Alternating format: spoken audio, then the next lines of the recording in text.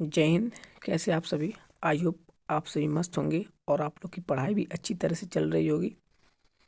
तो आप लोग का पिछली वाली क्लास में जो है नागरिक शास्त्र का जो सामाजिक विज्ञान आप लोग का विषय है, सामाजिक विज्ञान विषय के इकाई नंबर 3 का जो नागरिक शास्त्र है उसका पहला चैप्टर सत्ता की साझेदारी का जो MCQ वाला वीडियो था वो पढ़ चुका है। आप लोग उसको पढ़ भी चुके होंगे। अब इसके बाद जो आया है उसका दूसरा चैप्टर नागरिक शास्त्र का जो है दूसरा चैप्टर संघवाद। तो इसका जो है जिसमें से जितने मोस्ट इम्पॉर्टेंट क्वेश्चन थे उसको आप लोग के लिए हम लाए हैं। तो और ठीक इतना ठीक है और आप लोग पढ़ते रहिए। अब अगला क्वेश्चन जो है हम लोग क्वेश्चन को जल्दी से करते हैं। और हाँ, एक बात और, ये जो क्वेश्चन है ना यहाँ पे आप लोग देखिए, यहाँ पे जो मोस्ट इम्पॉर्टेंट क्वेश्चन है जिस जिस ईयर में पूछा गया है वो यहाँ पे लिखा गया है। तो इस यहाँ से आप लोग देख करके जो पता कर सकते हैं कौन क्वेश्चन कितने इम्पॉर्टेंट है। ठीक है, तो क्वेश्चन हम लोग पढ़ते हैं, लेट नहीं करेंगे, क्लास को स्टार्ट करते हैं। संघात्मक शासन प्रणाली में अधिकारों का विभाजन होता है। जो संघात्मक शासन होती है प्रणाली मानी पद्धति, उसमें जो अधिकार होते हैं वो किसके किसके बीच में जो है उसको विभाजित किया गया होता है। इसका राइट आंसर क्या होगा? आप लोग वोट कीजिए। इसका ऑप्शन नंबर जो ए है वो राइट होगा। केंद्र एवं राज्यों इकाइयों के मध्य जो संघात्मक शासन प्रणाली का अधिकार होता है वो केंद्र सरकार और राज्य को मतलब इन दोनों के मध्य ही जो इनका विभाजन होता है। ठीक इसी प्रकार से अगला क्वेश्चन चलते हैं क्वेश्चन नंबर 2 पे। भारत के संघीय शासन व्यवस्था में तीसरे स्तर के शासन को जोड़ा गया, इसे क्या कहा जाता है? तो राइट आंसर क्या होगा? आप लोग वोट कीजिए।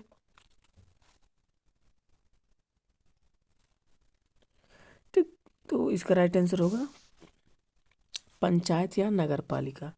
ठीक, जैसे यहाँ जो भारत की संघीय शासन व्यवस्था में तीसरे स्तर के शासन को, जैसे भारत में एक पहला स्तर का शासन है, उसके नीचे आता है दूसरे स्तर का शासन, उसके नीचे भी जो आता है वो तीसरे स्तर का शासन है।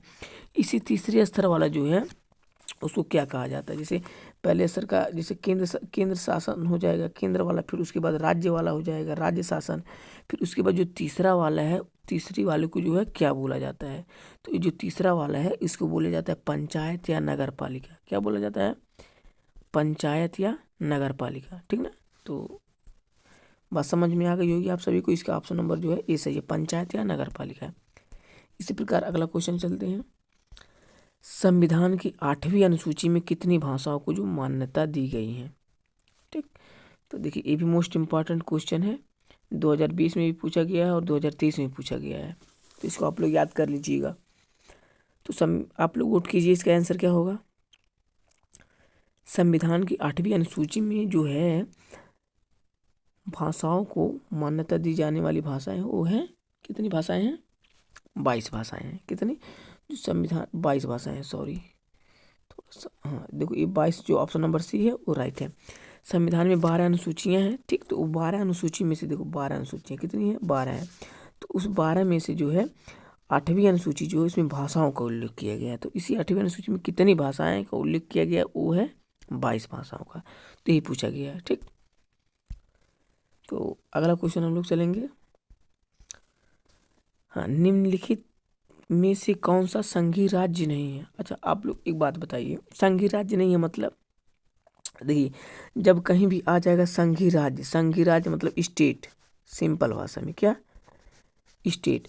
और यहाँ पे जब दे दिया संघीय राज्य नहीं है, और संघीय राज्य नहीं का मतलब ये हो गया, संघीय राज्य नहीं का मतलब ये हो गया केंद्र शासित प्रदेश। कैसे केंद्र शासित? इतना आप लोग जो है अपने ध्यान में बैठा लीजिएगा। केंद्र शासित क्या? केंद्र शासित प्रदेश। जब कह देगा कि संघीय राज्य नहीं है इसका मतलब केंद्र शासित प्रदेश हो गया। ओके, तो इस क्वेश्चन को आप लोग पढ़िए। निम्नलिखित में से कौन सा संघीय राज्य नहीं है? संघीय राज्य नहीं है मतलब कौन सा केंद्र शासित प्रदेश है? देखिए मणिपुर तो है नहीं, तो इसका राइट आंसर हो जाएगा दिल्ली, ऑप्शन नंबर डी, यही जो है केंद्र शासित प्रदेश है। ओके, तो इसके बाद अगला क्वेश्चन हम लोग चलेंगे क्वेश्चन नंबर 5 पे। भारत में कुल कितने संघीय राज्य हैं? देखो हमने बोला जब संघीय राज्य कहेगा क्या कहेगा? संघीय राज्य कहेगा, इसका मतलब जो है स्टेट कितने हैं, स्टेट हो जाता है।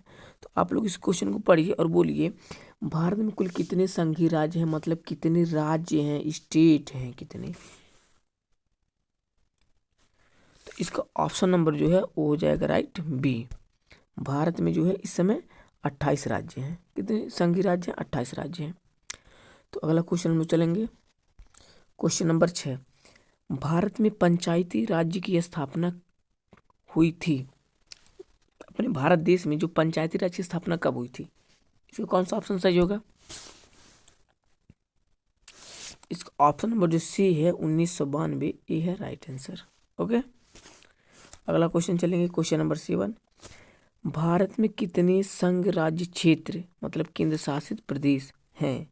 अथवा या फिर इसी क्वेश्चन को इस प्रकार से भी पूछ सकता है, भारत में कितने केंद्र शासित प्रदेश हैं, या फिर भारत में केंद्र शासित प्रदेशों की संख्या कितनी है? तो आप लोग एक चीज़ जान लीजिए, ये जो भारत हम लोगों का है इसमें पूरे मिला जुला करके 36 हैं। 36 हैं। ओके, कितने हैं? 36 हैं। सॉरी, वो कितने हैं? 36 हैं। अब इन 36 में से जो है अगर 28 स्टेट होंगे, 28 अगर राज्य होंगे तो बचे कितने? 8 बचे। तो वही जो 8 होते हैं वो केंद्र शासित प्रदेश हो जाते हैं। अगर जब यही राज्य जब यही राज्य जो है 29 हो जाते हैं, कितने हो जाते हैं? यही राज्य जब जो है 29 हो जाते हैं तो केंद्र शासित प्रदेशों की संख्या कितनी हो जाएगी? 7 हो जाएगी। तो इस बात को आप लोग हमेशा याद रखिएगा। ओके, तो यहाँ पे पूछा है भारत में केंद्र शासित प्रदेशों की संख्या कितनी है। तो अभी हमने आप लोग को बताया है कि 28 राज्य हैं, तो 36 में से कितना बच रहा है? 28 ही हो गए तो 8 बच रहे हैं। तो ऑप्शन नंबर सी जो है सही हो जाएगा, 8। भारत में केंद्र शासित प्रदेशों की संख्या 8 है। ठीक, अगला क्वेश्चन हम लोग चलेंगे अब, प्रश्न संख्या 8। निम्नलिखित में से कौन सी संघात्मक शासन की विशेषता नहीं है? जो संघात्मक शासन है उसकी विशेषता कौन सी नहीं है? इसका ऑप्शन नंबर जो है बी सही हो जाएगा, शक्तियों का केंद्रीकरण। ठीक ना, और देखिए क्वेश्चन 2023 में पूछा गया था। ठीक, तो क्वेश्चन नंबर 9 पे आते हैं। भारत में अवशिष्ट शक्तियां किसको प्राप्त हैं? इसका ऑप्शन नंबर कौन सा सही होगा? इसका ऑप्शन नंबर जो बी है सही होगा, संघ को। जो भारत की अवशिष्ट शक्तियां हैं वो संघ को प्राप्त हैं। ठीक ना, तो क्वेश्चन नंबर 10 पे आते हैं। भारतीय संविधान कब लागू किया गया? ये तो बहुत बच्चों को पता होगा। भारत का जो संविधान था वो कब लागू किया गया? ठीक, तो इसका राइट आंसर होगा और 26 जनवरी जो भारत का संविधान हम लोग का था वो 26 जनवरी को लागू किया गया था।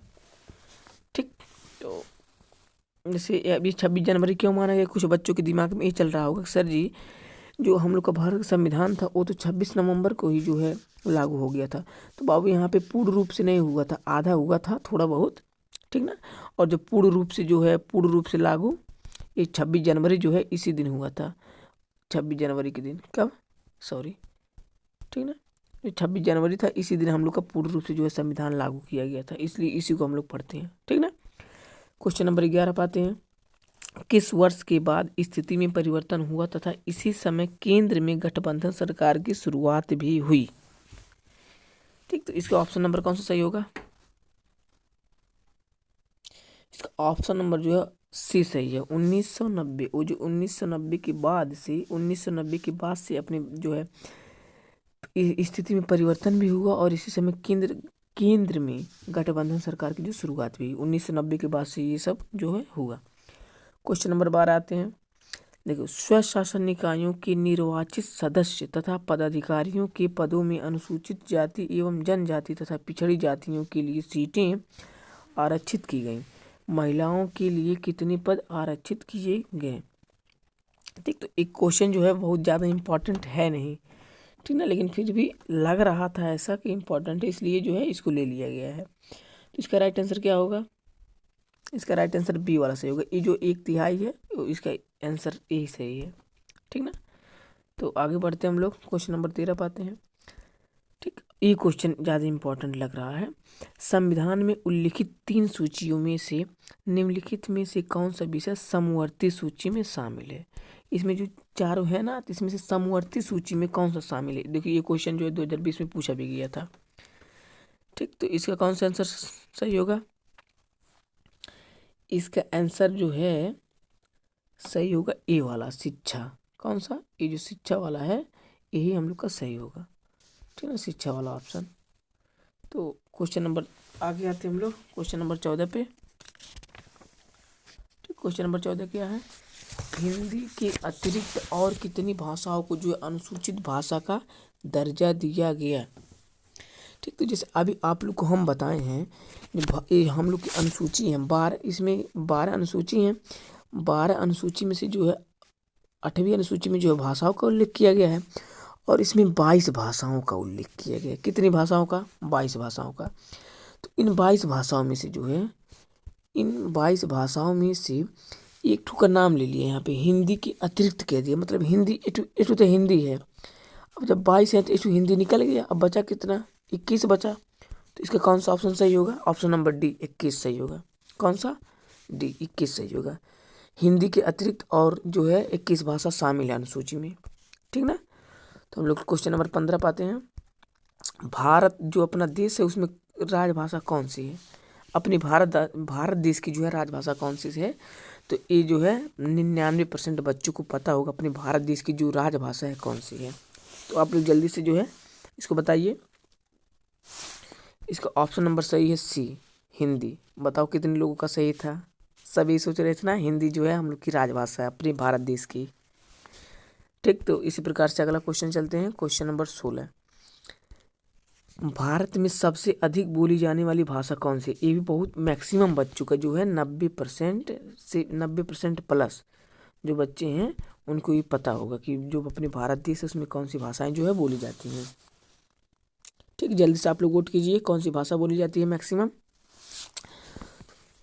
बहुत बच्चों का जो है आंसर यही आया हुआ, हिंदी। हिंदी जो अपनी भारत देश है, अपने भारत देश में हिंदी ही बहुत जगह, जैसे आप कहीं भी जाइए तो आप हिंदी ही बोलते हैं, ठीक ना। तो बहुत बच्चों का सही भी रहा होगा, हिंदी जो है भारत में बहुत जगह बोली जाती है। आते हैं क्वेश्चन नंबर 17 पे। क्वेश्चन नंबर 17 क्या है, किस अवधि में देश के कई राज्यों में क्षेत्रीय राजनीतिक दलों का उदय हुआ? किस अवधि में देश के कई राज्यों में क्षेत्रीय राजनीतिक दलों का उदय हुआ? तो इसका कौन सा ऑप्शन सही है? इसका ऑप्शन नंबर जो ए है वो राइट है। ठीक, वर्ष 1990 के बाद की अवधि जो है, इसी अवधि में जो है देश के कई राज्यों में क्षेत्रीय और राजनीतिक दलों का उदय हुआ था। ठीक, तो क्वेश्चन नंबर 18 पाते हैं हम लोग। तो ग्रामीण स्थानीय सरकार किस नाम से लोकप्रिय है? ग्रामीण जो मतलब गांव की सरकार है, स्थायी सरकार है, उसको किस नाम से जाना जाता है? तो आप लोग का जो है इसमें से कौन सा ऑप्शन सही होगा? इसका ऑप्शन नंबर सी जो है वो राइट होगा, पंचायती राज, ठीक ना। तो गांव में जैसे कुछ होता है तो कहते हैं पंचायत भी टूरेंगे, यहाँ से जो है पंचायती राज जो है यही बहुत फेमस है, ठीक ना, और लोकप्रिय भी है। क्वेश्चन नंबर 19 क्या है, नगर निगम के प्रमुख को क्या कहते हैं? ये तो 80% बच्चों को पता होगा। जो नगर निगम होता है उसके जो प्रमुख होते हैं उनको बोला जाता है मेयर। क्या बोला जाता है? मेयर। Option number A. आते हैं क्वेश्चन नंबर 20 पे।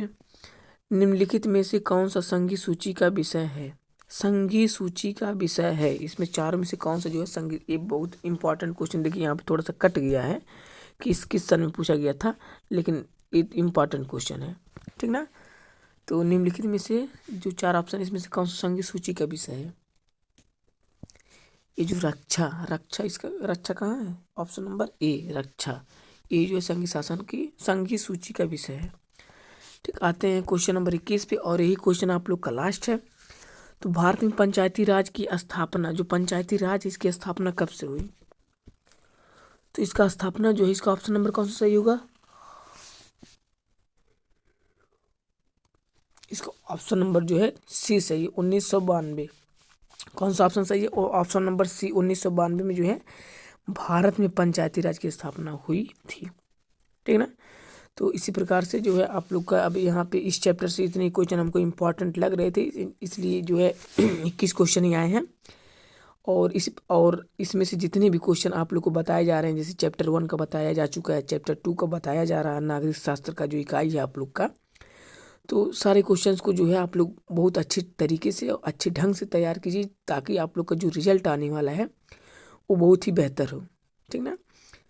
तो मिलते हैं नेक्स्ट वीडियो में। इसी प्रकार से आप लोग का अब चैप्टर नंबर 3 का भी आएगा, ठीक। तो तो मिलते हैं नेक्स्ट वीडियो में, तब तक के लिए जय हिंद, वंदे मातरम।